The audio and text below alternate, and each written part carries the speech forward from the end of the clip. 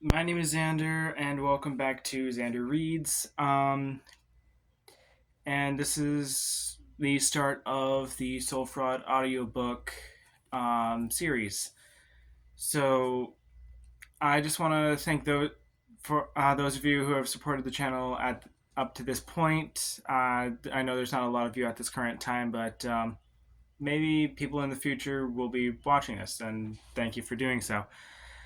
Content is a little slow at the moment, but that's kind of my own fault. I've put this off a little too long, so to not put it off any further, let's get straight into it.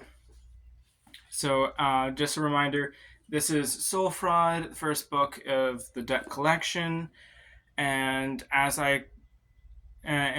this channel progresses, I'll be adding more and more different books, more series, and extending the series from there. So without further ado, let's get straight into the video and let's start this audiobook. Chapter 1.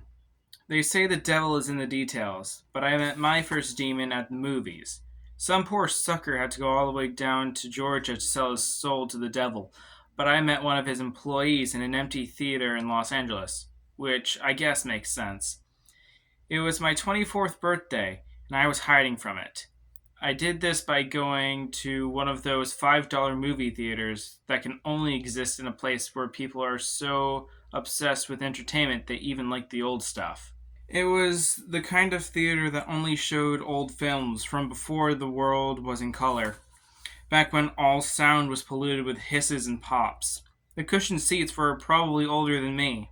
They smelled of cigarettes, stale popcorn, and what I can only assume was distilled sadness. But I didn't care about any of those things. It was a place to go to be alone. My hair was still wet from the drizzle that often accompanied the emergence of spring. Unbidden, I heard my mother's voice, echoing from my childhood. April showers bring Mayflowers.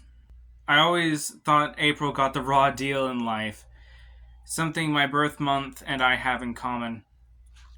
I pulled the bottle of tequila I smuggled into the theater from under my jacket and wrestled it open. I say smuggled, but if I'm being honest, a place like that probably didn't care. The elderly man who was working the graveyard shift that night seemed more upset that somebody bothered to show up. It meant that he had to turn on the projector instead of dozing behind the popcorn machine or whatever he normally did with himself.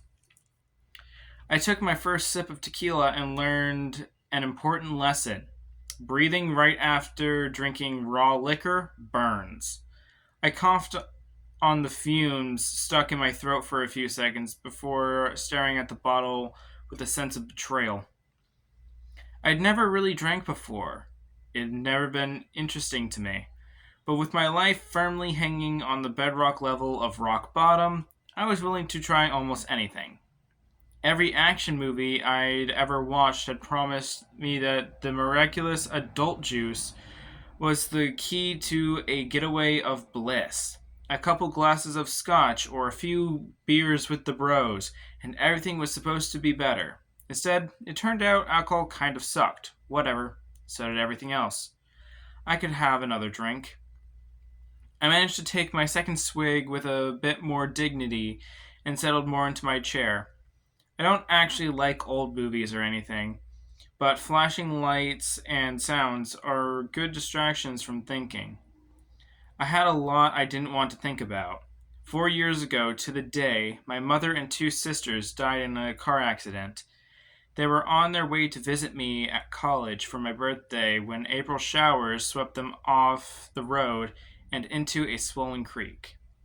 Since then, I'd flunked out of high school, the love of my life, not that she knew it, got engaged to my best friend, and I basically ended up living on his couch.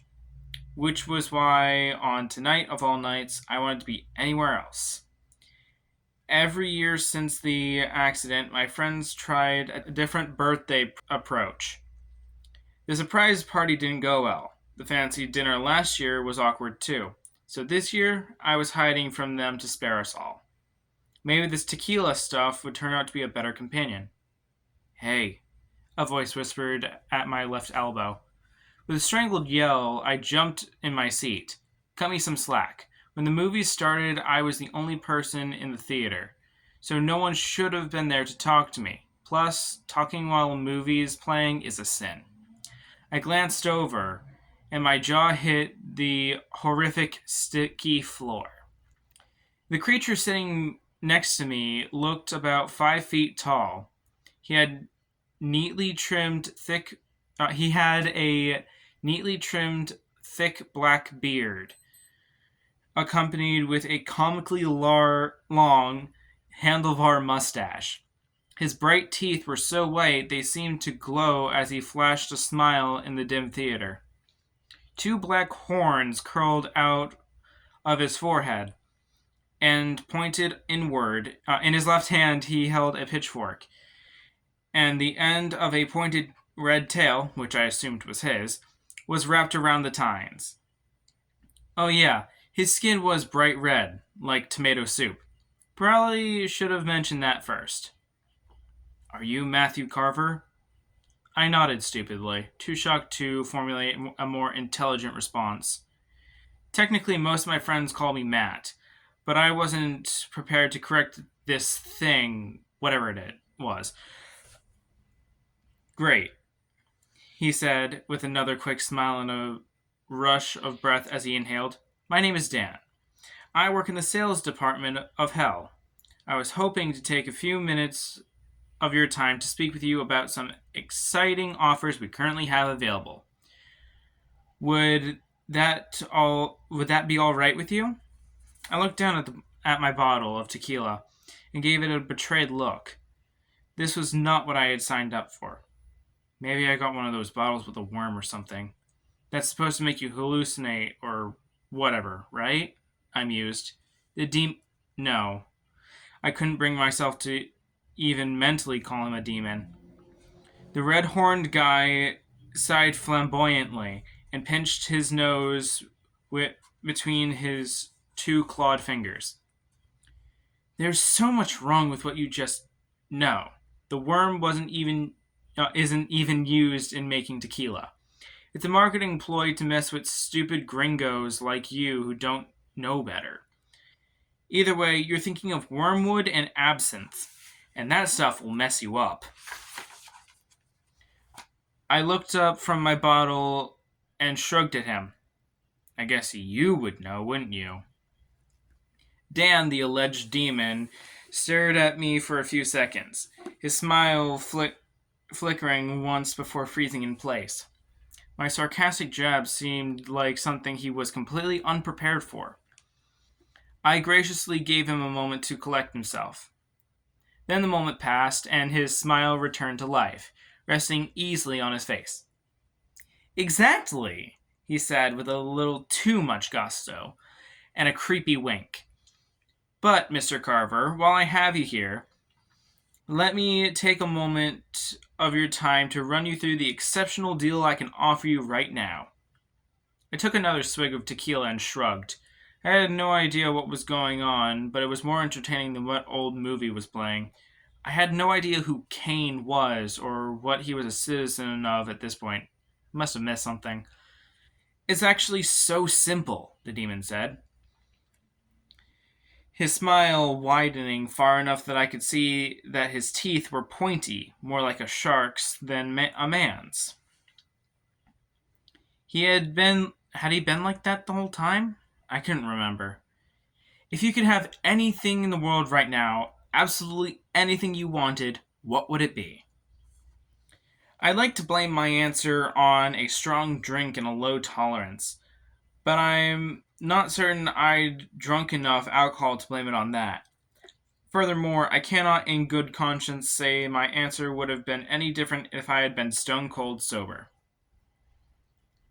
There's this girl, I started. There always is, Dan agreed. We've been friends since freshman year of college, and I've always secretly been in love with her, but she's marrying my best friend. And you wish she was with you instead? Yes. No. I don't know. I sighed. Of course I wish that, but Connor is my best friend. I wouldn't want to. Dan nodded sympathetically and placed a clawed hand on my left shoulder. It emitted a strange warmth that I could feel through my jacket. Say no more, my friend. I understand. But I'm happy to say that we can help you with this. In fact, it's our specialty. I can offer you 10 years. As he talked, his pearly whites flashed like the moon in the dim theater. What do you mean, 10 years? 10 years of everything you want. You get the girl, you live out your dream life. It would literally be the best possible outcome you could have. Then what happens? I asked. His smile winked out again, a momentary flicker like a power surge in a room's light fixture. Then you'll need to pay for your wish, he said in a somber tone. The price for that 10 years of bliss, is your soul.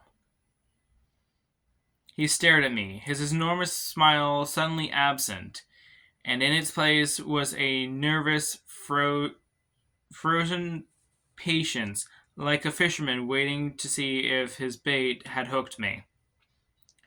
Now, this was my first demon sales pitch, but according to every bad TV show I've seen, this was the part where I was supposed to be overwhelmed by my crippling depression, desperate for one thing to go right with my wretched life. The crushing weight of this should have made Dan's deal seem worth considering. But, like I've said, I've seen those TV shows. I've read those books where the characters do that. I've listened to my college professor drone on about Faust. The universal takeaway from all of them is that taking the deal is a bad idea. Maybe it's my postmodern American cynicism or something, but I wasn't even a little tempted. Which seemed odd to me, since temptation was what creatures like Dan were supposed to be best at. Nah, I said, pausing to take another sip of tequila. I'm good, thanks. My refusal appeared to hit Dan the Demon with an almost physical force. He slumped forward in his chair and placed his head in his hands. I don't get it, he said into his palms. Why am I so bad at this? He raised his head to glance at me with a pitiful stare. You weren't even a little tempted? He asked hopefully. Not really. Sorry, man, I replied. I felt strangely bad for him. Wordlessly, I offered him my bottle of tequila, which he casually accepted. Balls, he muttered after taking a sip. Do you realize what you just did? I can't tempt a miserable human to changing his horrific life, but you can hand me a bottle of liquor without any setup at all. And I took it without a single thought. He pushed the bottle back into me and buried his head into his hands again. He muttered something that sounded vaguely like Mefger Denkin, Australia. I don't know how to react to his pity party. We sat in an awkward silence as whatever black and white movie continued to drone on. I had some more tequila. Part of me, the ever-present self-aware portion of my consciousness, was very aware of the fact that I was in the process of getting inebriated while hanging out with a demon at a movie theater. What would my mother say? I don't really know. No one ever taught me how to prepare for a situation like this. In all the stories I knew, people always accepted the deal. Maybe when the movie was over, we would go our separate ways. Maybe demons actually like old movies. Maybe that's all hell is. Endless old movies. I could see that, come to think of it. I'm gonna do it, Dan said after a solid 10 minutes of silence. I asked, trying not to seem rude. It's unethical, but who cares? I'm screwed either way. I realized at this point Dan was talking to himself. He turned away from me and pulled a briefcase, which apparently had been resting out of view, up on his lap. It was black and looked to be made of cheap faux leather, with two flimsy brass clasps holding it shut. Dan held it in his lap for a moment, still closed, hesitating, like a man about to dive into frigid water. After a few seconds, he nodded to himself, and opened the case. A reddish glow emerged from inside, highlighting his face. I felt a blast of heat consistent with the theme of the night. "Listen, Matthew, you seem like a nice guy," he said as he fished around inside the case. He leaned into it, his scaly red arm vanishing past his elbow, which was trippy because there wasn't enough depth to the briefcase for him to be able to go in that deep. But I have a quota to hit, and as you can see, it's not going well for me. He pulled out his hand, holding a stack of papers with dense printing between his claws. "There it is," he muttered. He snapped the case closed and set it aside. "Well, I'm sorry to hear that you're having such trouble, I guess," I said. My mother had raised me to be polite. I guess that extended to demons, too. She hadn't ever specified them as an exception to the politeness rule. Dan ignored me and produced a pen from somewhere. I say pen, but it was probably more accurately a quill, made of a large black feather. Maybe a raven's? I'm not really up on my quill knowledge. He licked the end with a forked red tongue and began filling out his paperwork. I sat quietly next to him, content to watch whatever moving pictures and listening to the fuzzy sound without paying attention. Usually my brain doesn't stop moving. It's always in search of something interesting. If there was the mental equivalent of a treadmill, my mind was constantly on it. That's not to imply that I'm some sort of genius astrophysicist. More like a hamster on drugs. I'm usually thinking about something dumb like dragons or laser beams. Or about the last time I congratulated a woman who wasn't pregnant. But my brain had decided it was time to take a breather for once. The old thought box had kicked off its shoes and was lounging on the couch. It was a nice feeling. I started to see the appeal of alcohol. Let's see, initial here, he muttered to himself. MSC, MSC, and MSC. Each time he said my initials, he made a mark on his paper, and I felt a weird tingling in my fingers and toes. It was a faint electric kiss, the kind that you feel for a millisecond before you shock yourself on a doorknob after walking on a shag rug with your socks on. "Wait, what are you doing?" "Matthew Stephen Carver," Dan said, ignoring me and signing the bottom of the piece of paper with a flourish. But Dan didn't say my name. His mouth moved, but I heard my mother's voice. "We all have a true name. Anyone can call me Matthew, and I'll know they probably want to talk to me. But when your name is said a certain way, usually by your parents, it grabs you as though someone reached through your chest and squeezed your heart with their bare hands. I felt the same jolt, but magnetized by 1,000, no, 1,000,000 times. My skin felt too tight for my body. Pins and needles flared everywhere. Not as if my leg or arm had fallen asleep, but as though every part of my being had. Dimly, I was aware of the sound of the tequila bottle shattering as I dropped it from my stunned hands. I don't know how long it was before I could think straight. It might have been 5 seconds or 5 minutes. When I came back to myself, Dan was almost done packing away everything in his weird briefcase.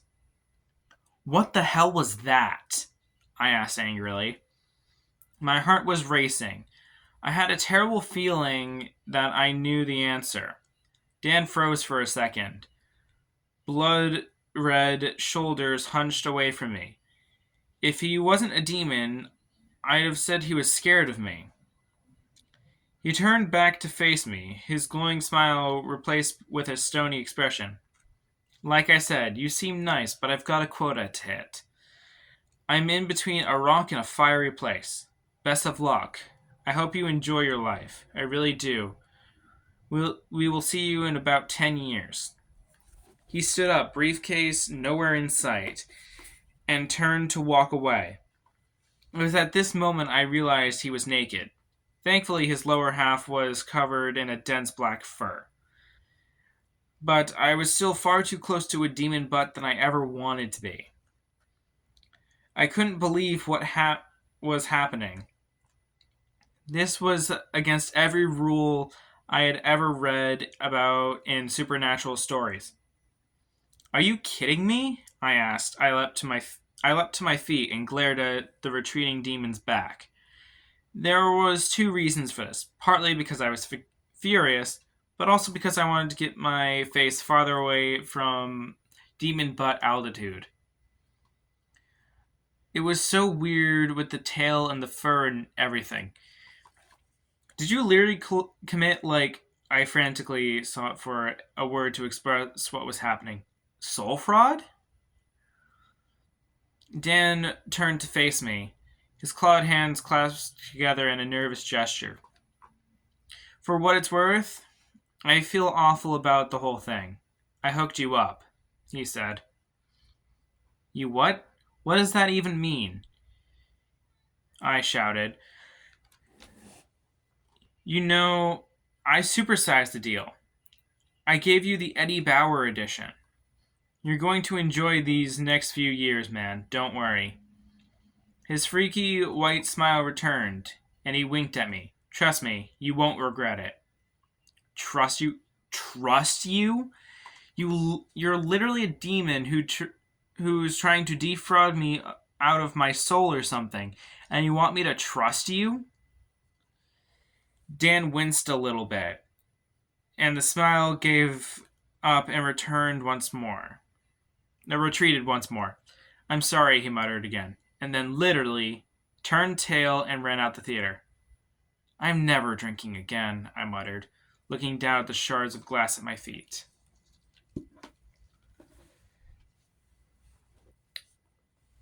I hope you guys have enjoyed the first episode. This actually took a lot longer than I was expecting, but look forward to another video coming soon. And yeah, have a great day. Bye for now.